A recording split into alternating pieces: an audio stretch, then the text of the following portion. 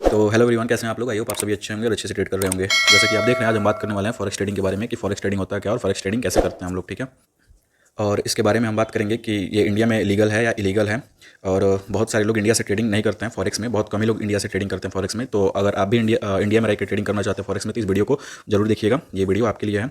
और बिगनर्स हैं या फॉरेक्स ट्रेडिंग करना चाहते हैं तो ये वीडियो अंत तक देखिएगा, बहुत ज़्यादा इंपॉर्टेंट होने वाली है, स्किप मत कीजिएगा, ठीक है। तो चलिए शुरू करते हैं अपने इस वीडियो को। और सबसे पहले हम बात करेंगे कि फॉरेक्स ट्रेडिंग होता क्या है और फॉरेक्स ट्रेडिंग में हम ट्रेड कैसे करते हैं, ठीक है ना। तो फॉरेक्स का मतलब हम जान लेते हैं। सबसे पहले फॉरेक्स का मतलब होता क्या है। तो फॉरेक्स में आप देख रहे हैं यहाँ पे दो वर्ड आपको दिख रहा होगा, ठीक है। फॉर और एंड एक्स दिख रहा है, ठीक है। तो फॉरेक्स का मतलब है फॉरेन, ठीक है, फॉरेन। उसके बाद एक्स का मतलब है एक्सचेंज, ठीक है, एक्सचेंज। दोनों मिला के होता है फॉरेक्स एक्सचेंज। इसमें हम लोग क्या करते हैं, ट्रेड करते हैं फॉरेक्स एक्सचेंज में। और इसका टोटल नाम मतलब शॉर्ट नेम इसको बोला जाता है क्या, फॉरेक्स, ठीक है। और फॉरेक्स में होता ये है करेंसी का एक्सचेंज करना, ठीक है। करेंसी का क्या करना, एक्सचेंज करना। जैसे आप जानते होंगे कि एक्सचेंज दो तरीके से होता है, एक फिजिकली होता है और एक होता है ऑनलाइन, ठीक है, ऑनलाइन के थ्रू, डिजिटली जिसको कहते हैं। तो फिजिकली कैसे होता है, मान लीजिए आप जो इंडिया में रहते हैं और इंडिया से अमेरिका जा रहे हैं, ठीक है। तो अमेरिका जब जा रहे हैं ना, तो अपना इंडियन करेंसी जो आईएनआर है उसको किस में एक्सचेंज कर रहे हैं, यूएसडी मतलब डॉलर में आप क्या कर रहे हैं, चेंज कर रहे हैं। वैसे यहाँ पे डिजिटली होता है। डिजिटली क्या होता है, जो आपका यूएसडी हो या आईएनआर हो या येन हो, जापानीज येन हो या जीबीपी हो या यूरो हो, मतलब जो भी आपका करेंसी है उसको क्या करना है, यहाँ पे चेंज करना है। अब वो किसके थ्रू करेंगे, डिजिटल मतलब डिजिटली ऑनलाइन, ऑनलाइन के थ्रू आप करेंगे, जिसका एक ब्रोकर होता है। जो एक्चुअल में उसको ब्रोकर नहीं कहते हैं, वो कंपनीज होती हैं जो आपको क्या करती हैं, एक्सचेंज करने का मतलब प्लेटफॉर्म एक देती हैं, जिसके थ्रू आप क्या करते हैं, एक्सचेंज करते हैं अपने करेंसीज को। जैसे एग्जाम्पल के थ्रू हम समझेंगे डिजिटली कैसे एक्सचेंज करते हैं। तो मान लीजिए आप इंडिया से कहाँ जा रहे हैं, अमेरिका जा रहे हैं। इंडिया से अमेरिका जा रहे हैं, अमेरिका, ओके। आपको $5,000 का ज़रूरत है। तो आपको इंडियन कितना रुपीज़ चाहिए, जैसे कि $5,000 आपका हो जाए। तो आपका जो $1 का मतलब वहाँ पे अमेरिका में $1 का जो कीमत है वो कितना है, 80 रुपया मान लीजिए। $1 इज इक्वल टू 80 रुपीज़, ठीक है।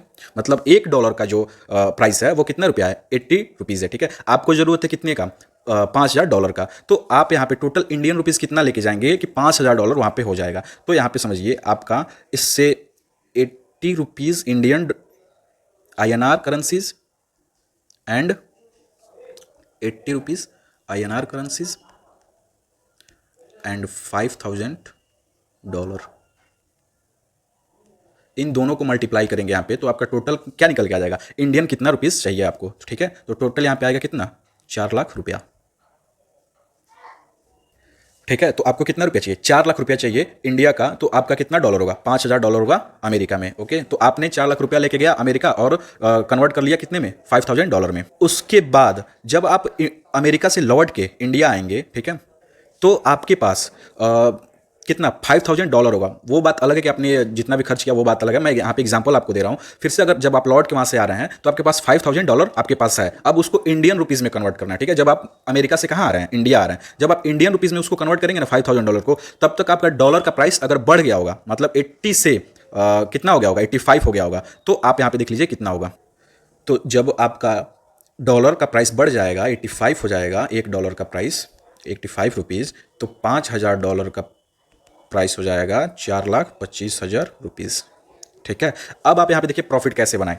प्रॉफिट बना कैसे, पहले आपके पास कितना रुपया था, 4 लाख रुपया था, बट वहाँ से आए तो कितना आपके पास है, 4,25,000 रुपया है। तो इसी तरीके से आपको यहाँ पे ऑनलाइन के थ्रू क्या करना है, बाई एंड सेल करके, मतलब कम में बाई करके ज़्यादा में सेल करके आपको क्या बनाना है, प्रॉफिट बनाना है, ठीक है। तो ये होता है फॉरेक्स ट्रेडिंग, ठीक है। जो हमारा एक्सचेंज होता है वो डायरेक्ट नेटवर्क के थ्रू होता है या किसी अदर पर्सन के थ्रू नहीं होता है। ये कोई थर्ड पार्टी यहाँ पे नहीं होता है, ये डायरेक्ट एक्सचेंज के थ्रू आपका होता है क्या, एक्सचेंज जो करेंसीज होती हैं, जिसको हम क्या कहते हैं, OTC, ओवर द काउंटर, ठीक है, जिसको हम कहते हैं ओवर द काउंटर। इसके थ्रू क्या होता है, एक्सचेंज होता है आपका क्या, जो भी करेंसी हो, चाहे यूरो हो, चाहे USD हो, चाहे INR हो, जिसमें भी आपको कन्वर्ट कराना हो, वो ओवर द काउंटर के थ्रू क्या होता है, एक्सचेंज होता है। इस चीज़ को याद रखिएगा। और जो हमारा फॉरेक्स मार्केट है ना, वो डिसेंट्रलाइज्ड होने के कारण हमें किसी भी ब्रोकर का जरूरत नहीं पड़ता एक्सचेंज के लिए, ठीक है। जैसे हमारे स्टॉक मार्केट में जरूरत पड़ता है किसका, जो कई सारे ब्रोकर्स हैं, जैसे अपस्टॉक हो गया, जीरोधा हो गया, एंजल ब्रोकिंग हो गया, बहुत सारे स्टॉक ब्रोकर्स हैं जिनका जरूरत पड़ता है। बट ये डिसेंट्रलाइज होता है हमारा फॉरेक्स मार्केट, इसकी वजह से यहाँ पे किसी ब्रोकर का जरूरत नहीं पड़ता है, ठीक है। इसको एक्सचेंज करने के लिए कंपनियां कई सारी आती हैं जो एक्सचेंज करवाती हैं। वो आपको अलग अलग प्लेटफॉर्म देती हैं जिसके थ्रू आप क्या करते हैं, एक्सचेंज करते हैं। और इसका एक्सचेंज जो मीडिएटर होता है वो कौन होता है, OTC होता है, जिसको कहते हैं ओवर द काउंटर, ठीक है। इस चीज़ को याद रखिएगा, बहुत ज़्यादा इंपॉर्टेंट है ये। अब बात करें जो फॉरेक्स ट्रेडिंग है ये इंडिया में लीगल है या इलीगल है, तो मैं बता दूं आपको फॉरेक्स ट्रेडिंग जो है ना वो इंडिया में इलीगल नहीं है, उसको लीगल माना जाता है। ठीक है, लीगल माना जाता है। बट कैसे लीगल माना जाता है, इसका टर्म्स एंड कंडीशन है। लीगल इस तरीके से है जैसे कई सारी बहुत सारी जैसे 48 एप्लीकेशंस है, 48 की 38 इस तरीके से कोई एप्लीकेशंस है, बहुत सारी एप्लीकेशंस है जिसको बैन किया है। कौन? आरबीआई ने बैन किया है और बोला है क्या कि अगर इन सारी एप्लीकेशंस पे मतलब आप फॉरेक्स ट्रेडिंग कर रहे हैं, अगर आपका पैसा मतलब फंस रहा है या कोई दिक्कत परेशानी हो रही है तो इसका जिम्मेदार कोई इंडियन गवर्नमेंट नहीं होगा, ना ही आरबीआई होगा, ना ही सेबी होगा, ना ही कोई कुछ भी नहीं होगा। ठीक है, जिसका लिस्ट मैं डिस्क्रिप्शन में दे दूंगा, वहां से आप जाके देख लीजिएगा, पूरा लिस्ट आपको दूंगा मैं, 48 या 38 जो भी है वहां पे आपको मिल जाएगा। और लीगल इस तरीके से है जैसे जो हमारा आरबीआई है ना, आरबीआई वो कई सारी एप्लीकेशंस को क्या किया है, मतलब 2 3 4 5 ऐसे एप्लीकेशंस हैं जिनको लीगल रखा है, लीगल। तो ये कुछ एप्लीकेशंस है जिसके थ्रू क्या है, लीगल है, जो आरबीआई ने दिया, उसका भी मैं लिस्ट वहाँ पे दे दूंगा डिस्क्रिप्शन में, वहाँ से आप जाके देख लीजिएगा। अब बात करते हैं कि जो इंडिया से, तो ये जान लेते हैं कि इंडिया से हम ट्रेडिंग कर सकते हैं कि नहीं। तो इंडिया में रह के फॉरेक्स ट्रेडिंग करना बहुत ही मुश्किल है। ठीक है, इसके वजह से बहुत सारे लोग जो होते हैं फॉरेक्स ट्रेडिंग करना रहते हैं तो वो दूसरे देश चले जाते हैं, दुबई हो गया, यूएस हो गया, यूरोप हो गया, इस तरह की कंट्री में चले जाते हैं वो लोग, और वहाँ से क्या करते हैं, फॉरेक्स ट्रेडिंग शुरू करते हैं। क्योंकि इंडिया में इसलिए टफ है फॉरेक्स ट्रेडिंग करना क्योंकि यहाँ पे बहुत सारी जो कंपनियां हैं जिसको इंडिया ने क्या किया हुआ है, इलीगल किया हुआ है, और आरबीआई के थ्रू मतलब कुछ ही कंपनियां ऐसी हैं जिसके थ्रू आप कर सकते हैं फॉरेक्स ट्रेडिंग। और उस पर भी जिस कंपनी से आप फॉरेक्स ट्रेडिंग कर रहे हैं ना, तो उस पर भी टर्म्स एंड कंडीशन यूज किया आरबीआई कि जो उसका बेस करेंसी होना चाहिए ना वो आईएनआर होना चाहिए, तभी आप फॉरेक्स ट्रेडिंग कर सकते हैं। तो बहुत सारी लिमिटेशन है इंडिया से करने के लिए। तो आपको अगर करना है तो जो आरबीआई से मतलब लीगल अप्रूव्ड है उससे आप कर सकते हैं यहाँ से फॉरेक्स ट्रेडिंग। और इस पे चार्जेज वगैरह जो होते हैं वो डॉलर में ही लगते हैं, और बहुत सारे चार्जेस नहीं लगते हैं इसमें, बहुत कम चार्जेस लगते हैं फॉरेक्स में, तो इसलिए आप आराम से कर सकते हैं। और जो हमारा फॉरेक्स मार्केट होता है ना वो 24 आवर चलता है, 24 आवर चलता रहता है हमेशा। बट जो 2 डेज होता है वैकेशन का, जैसे सैटरडे हो गया और संडे हो गया, इसी दिन ही क्या रहता है, फॉरेक्स मार्केट बस बंद रहता है, नहीं तो 24 आवर चलता ही रहता है, 24 आवर चलता रहता है। और इसका जो एक्सपायरी होता है ना, इसका जो एक्सपायरी होता है ये फ्राइडे को होता है, फॉरेक्स जो मार्केट होता है इसका एक्सपायरी फ्राइडे को होता है। फ्राइडे के दिन ये क्या होता है, एक्सपायर होता है। जो इसमें कॉन्ट्रैक्ट होता है ऑप्शन का या फ्यूचर का, ऑप्शन का और फ्यूचर का। हाँ, अगर इंडिया में रह रहे हैं तो ऑप्शन में कम, लेकिन फ्यूचर के थ्रू आप क्या कर सकते हैं, ट्रेड कर सकते हैं अपने डीमेट अकाउंट से, जो आपका डीमेट अकाउंट है। ठीक है, उसमें आप फ्यूचर को क्या कर सकते हैं, ट्रेड कर सकते हैं फ्यूचर को, जिसके लिए फंड की जरूरत आपको पड़ेगी, ज़्यादा ही फंड की जरूरत पड़ेगी, तो आप फ्यूचर को बाई कर सकते हैं और वहाँ से ट्रेड आप कर सकते हैं फ्यूचर को बाई करके अपने ब्रोकर के थ्रू, इंडिया से आप अगर करना चाहते तो। ठीक है, यूएसडी यूरो हो गया या यूरो यूएसडी हो गया, ये पेयर्स होते हैं जिसमें आप ट्रेड करते हैं। तो अभी पेयर के बारे में आगे हम बात करेंगे, तब तक कुछ और चीज़ें हैं जिसके बारे में हम जान लेते हैं सबसे पहले। तो चलिए हम पेयर के बारे में बात कर लेते हैं, जो किस करेंसी पेयर में हम ट्रेड करते हैं। तो सबसे पहले करेंसी पेयर की बात करेंगे। तो ये हमेशा ट्रेडेड पेयर में होता है। ठीक है, कम्बिनेशन में, जिसको हम कहते हैं कम्बिनेशन, हमेशा किसमें ट्रेडेड होता है, पेयर में। और जो पेयर में सबसे पहला होता है जैसे यूरो यूएसडी एग्जांपल में ले रहे हैं, यूरो यूएसडी ये एक पेयर है। तो इसमें जो पहला पेयर का जो पहला होता है ना करेंसी, ये बेस का काम करता है, बेस का, और दूसरा करेंसी जो होता है वो कोट का काम करता है। ठीक है, तो ये जो बेस करेंसी होता है ये इसको माना जाता है ये मेन करेंसी, मतलब इसको हम क्या करते हैं, बाई करते हैं। और किस में बाई करते हैं, डॉलर में बाई करते हैं, ये हमेशा याद रखिएगा। जो बेस करेंसी होता है ना उसको बाई करते हैं, और किस में बाई करते हैं, जो कोट करेंसी होता है उसमें हम बाई करते हैं, डॉलर में। तो मान लीजिए जैसे यूरो यूएसडी जो आपका यहाँ पे एग्जांपल में लिए थे, इसमें मान लीजिए इसका जो रेट है वो ₹2 चल रहा है। ठीक है, $2 चल रहा है, $2। अब इसका जो बेस करेंसी है, बेस करेंसी यूरो, और इसका कोड करेंसी क्या है, जो है यूएसडी, यहाँ पे देख रहे होंगे। तो एक यूरो को खरीदने के लिए, यहाँ पे एक यूरो को खरीदने के लिए $2 लग रहे हैं, तो इसका वैल्यू कितना है, $2 है। ठीक है, यूरो यूएसडी का टोटल इस तरीके से आप निकालते हैं, यूरो यूएसडी का वैल्यू $2, मतलब एक यूरो को खरीदने के लिए, बाई करने के लिए $2 यहाँ पे लग रहे हैं। तो ये कितना इसका वैल्यू निकल के आया, $2। तो जो हमारा बेस होता है ना उसी को क्या किया जाता है, बाई किया जाता है, और जो हमारा कोट होता है ना उस करेंसी में हमको बाई करना रहता है। ठीक है, अब एक बात कर लेते हैं स्ट्रांग और वीकनेस का, कि मतलब बेस का भी स्ट्रांग होता है और कोट का भी स्ट्रांग होता है, इसको भी हम बात कर लेते हैं आगे।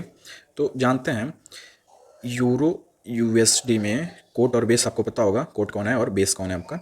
तो बेस मान लीजिए ₹2 इसका वैल्यू चल रहा है, अब ये एक पिप बढ़ गया, मतलब पिप जो होता है, पिप मतलब पिप जो होता है उसको कहते हैं परसेंटेज पर पॉइंट, ठीक है, परसेंटेज पर पॉइंट या परसेंटेज इन पॉइंट, ये कहते हैं पिप। तो जो आज पिप के बारे में आगे हम बात करेंगे, भी सब समझाएंगे अच्छे से पिप क्या होता है, पहले यहाँ पे समझ लीजिए। तो जो हमारा यूरो यूएसडी का रेट है वो कितना है, $2, $2 है। अब मतलब एक यूरो को खरीदने के लिए $2 यहाँ पे लग रहे हैं, ठीक है ना। तो ये तो है न्यूट्रल, मतलब जितना इसका वैल्यू उतने में आप यहाँ पे खरीद ले रहे हैं। अब ये $2 से बढ़ के $2.1 हो गया, $2.1 हो गया। तो एक यूरो को खरीदने के लिए $2.1 लग रहा है यहाँ पे। इसके वजह से मतलब यूरो का जो रेट है मतलब वो बढ़ गया। मतलब यहाँ पे स्ट्रांग कौन है, यूएसडी से स्ट्रांग कौन हो गया, यूरो हो गया। क्योंकि अब यूरो को हम महंगे में खरीद रहे हैं, पहले $2 में खरीद रहे थे, अब $2.1 में खरीद रहे हैं। तो यहाँ पे जो यूरो हमारा वो महंगा हो गया, क्योंकि यहाँ पे 2 से 2.1 यूएसडी बढ़ गया, ठीक है। अब यही अगर अगर गिर जाए, मतलब 2 से कितना चला जाए, $1.9 चला जाए। जब 2 से $1.9 चला जाए, 2 से $1.9 चला जाए, तो इसका मतलब होता है हमारा यूएसडी जो है ना वो स्ट्रांग हो गया।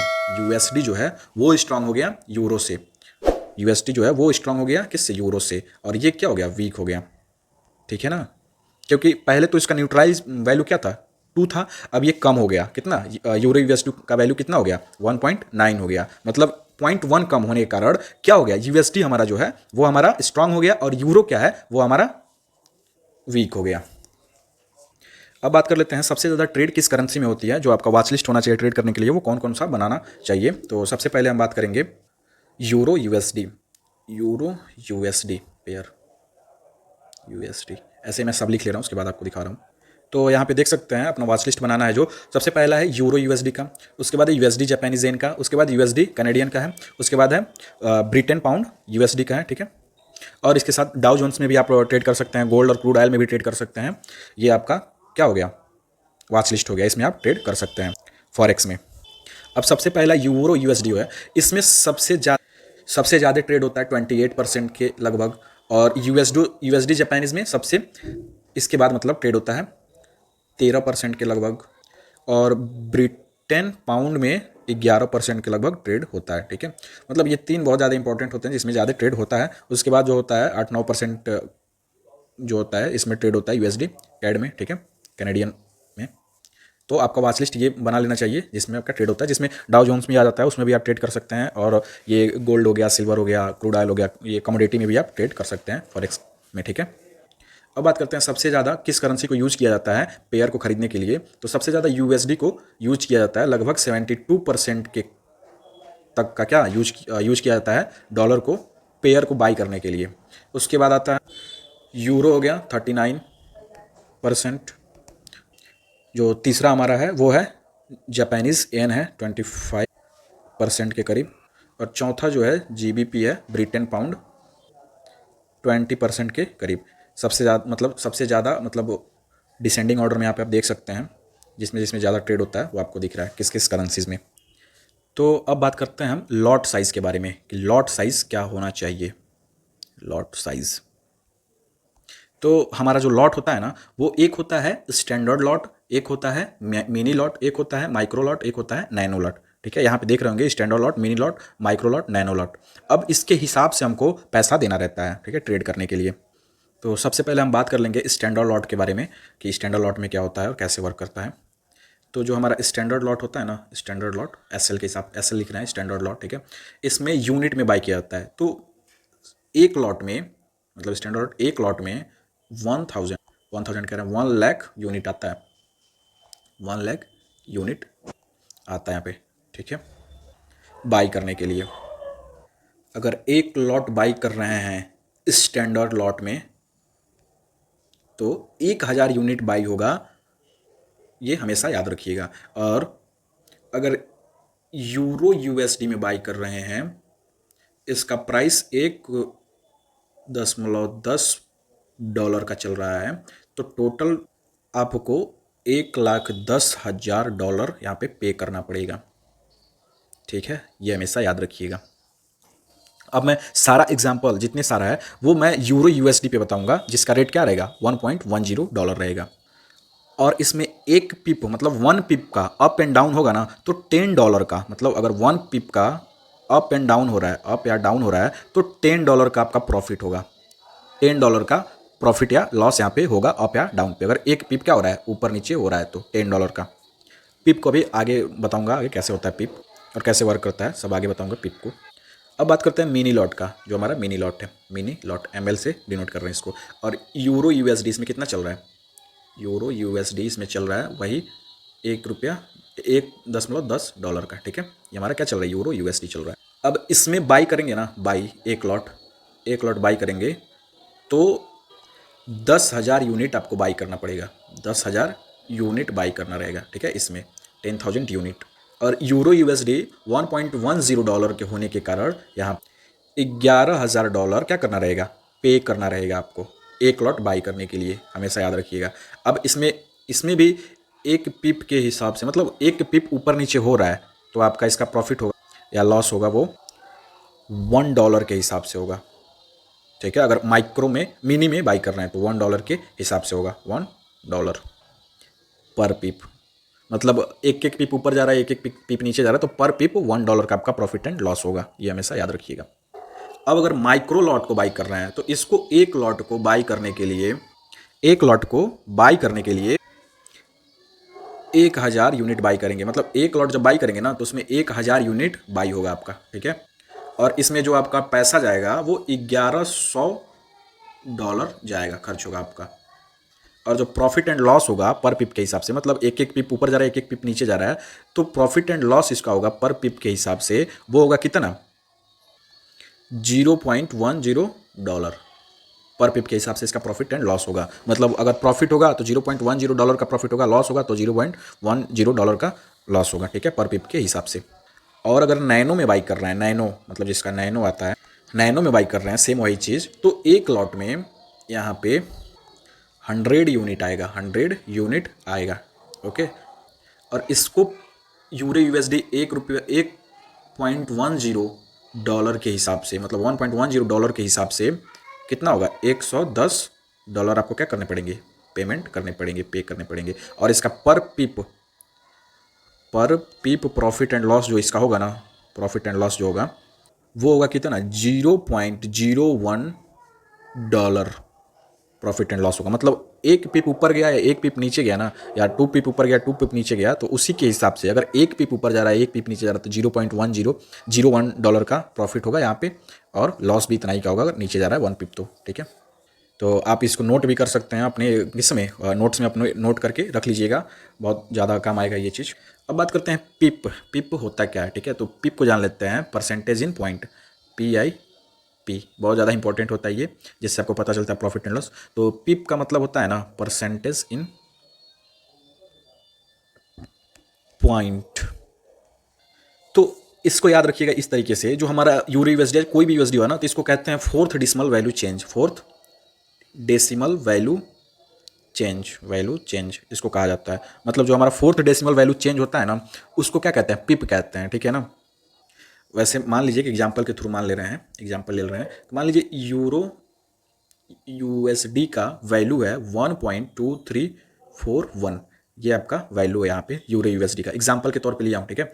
अब इसमें पिप को कैसे देखेंगे, तो ये जो लास्ट का फोर्थ डेसिमल वैल्यू है ना, ये होगा चेंज, मतलब बढ़ के 2 हो गया, बढ़ के 3 हो गया, या घट के मतलब 0 पे चला गया, ऐसे ही जो रहता है लास्ट, मतलब जो फोर्थ डिजिट होता है इसको पिप कहते हैं। और ये एक एक बढ़ता है ना, तो उसी के हिसाब से प्रॉफिट होता है, $10 या $1 या $0.1 या $0.01, ठीक है, उसके हिसाब से प्रॉफिट होता है। स्टैंडर्ड में करेंगे तो $10, मिनी में करेंगे तो $1, माइक्रो में करेंगे तो $0.1, और नैनो में करेंगे तो $0.01 का, ठीक है। तो उसी के हिसाब से प्रॉफिट एंड लॉस होता है। ये पिप होता है हमारा, जो फोर्थ डेसिमल वैल्यू होता है, इसको पिप कहते हैं। यही ऊपर नीचे होता है जिससे हमको प्रॉफिट होता है। और जो हमारा मेन वैल्यू ये होता है ना, ये बहुत लेट से बढ़ता है, मतलब बहुत ज़्यादा टाइम लगाता है तब बढ़ता है, ठीक है। क्योंकि ये सबसे पहले बढ़ेगा, उसके बाद में ये 2 होगा, ठीक है। तो ये देख रहे हैं 2 होने के लिए कितना ज़्यादा ये बढ़ेगा, तब ये 2 होगा, ठीक है। तो ये फोर्थ डेसिमल जो वैल्यू है इसको हम पिप कहते हैं, यही ऊपर नीचे होता है। अब इसको चार्ट पे कैसे देखते हैं उसको भी हम दिखा दे रहे हैं आपको। तो इसको चार्ट पे देखने के लिए सीधे सीधे हम चार्ट पे जा रहे हैं, आपको दिखा रहे हैं।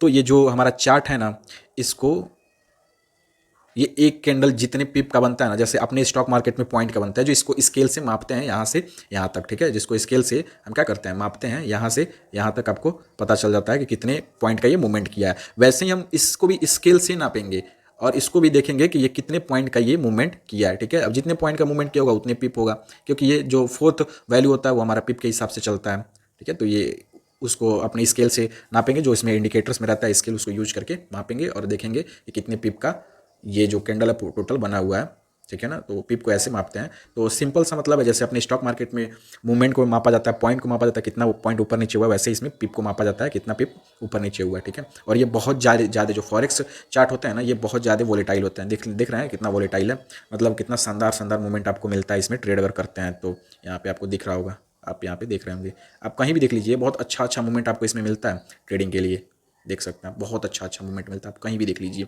इसलिए बहुत ज़्यादा वोलेटाइल होता है। वोलेटाइल का कारण ये होता है ना कि इसमें जो होता है बहुत ज़्यादा ट्रांजेक्शन किए जाते हैं, बहुत ज़्यादा ट्रांजेक्शन, मतलब ट्रिलियन डॉलर में ट्रांजेक्शन होता है ये फॉरेक्स ट्रेडिंग में ट्रिलियन डॉलर में। अब आपको ऐसे समझाएं तो कहें जो हमारा इंडिया का जीडीपी है ना, उसके जीडीपी से 2 गुने से ज़्यादा है, 2 टाइम्स से भी ज़्यादा है, 2 टाइम्स से भी क्या है, ज़्यादा है। तो इससे आप समझ सकते हैं कितना होगा। मतलब 2022 में 7.5 ट्रिलियन डॉलर का क्या है, ट्रिलियन डॉलर का जीडीपी था हमारा, ठीक है। 2022 में 22 में 7.5 ट्रिलियन डॉलर का जीडीपी था, और इसके 2 गुने से भी ज़्यादा क्या है, इसमें ट्रांजेक्शन होता है हमारे फॉरेक्स ट्रेडिंग मार्केट में, ठीक है ना। तो ये हमेशा याद रखिएगा, इसलिए ये वोलेटाइल होता है, अच्छा खासा पॉइंट हमको देता है और प्रॉफिट बनाता है इसमें। तो आई होप आप सभी को ये फॉरेक्स ट्रेडिंग के बारे में समझ में आया होगा कि फॉरेक्स ट्रेडिंग कैसे करते हैं, उसमें क्या चीज़ें होती हैं, फंडामेंटल्स या टेक्निकल्स। तो इसमें टेक्निकल्स यूज होते हैं, ये सब वैसे ही होते हैं जैसे ऑप्शन में होते हैं, प्राइस एक्शन जो भी हुआ, चार्ट पैटर्न या जो भी चीज़ें होती है सब वैसे ही होती हैं, ठीक है ना। तो आई होप आप सभी को ये सारी चीज़ें समझ में आई होंगी। अगर वीडियो अच्छी लगी हो तो लाइक कर दीजिएगा, ज़्यादा से ज़्यादा शेयर करिएगा अपने दोस्तों के पास कि उनको भी फॉरेक्स ट्रेडिंग सीखने को मिले। तो चलिए आज के लिए बस इतना ही, मिलते हैं नेक्स्ट वीडियो में, तब तक के लिए बाय। चलिए, थैंक यू।